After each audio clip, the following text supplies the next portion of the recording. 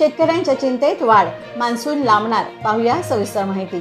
मोसमी पावसाची वाटचाल सुरू झाली असतानाच बंगालच्या उपसागरामध्ये चक्रीवादळ निर्माण झालं आहे। केरळमध्ये पोहोचल्यानंतर मोसमी पाऊस महाराष्ट्रात येतो। अंदमानमध्ये तो पोहोचल्यावर केरळ आणि त्यानंतर महाराष्ट्रातील मोसमी पावसाच्या आगमनाला अवघे काहीच दिवस शिल्लक राहिले आहेत। अशातच आता रेमल या चक्रीवादळाने भारताकडे आपला मोर्चा वळवला आहे। केरळ आणि महाराष्ट्रातील मोसमी पावसाची प्रतीक्षा जवळजवळ संपल्यास जमा असताना या चक्रीवादळाने पुन्हा एकदा हवामानाचे गणित पालटले आहे। या चक्रीवादळामुळे मोसमी पावसाच्या वाटचालीवर परिणाम होत आहे। आतापर्यंत वेगाने वाहू लागलेल्या मोसमी पावसाची वाटचाल आता संथावली आहे।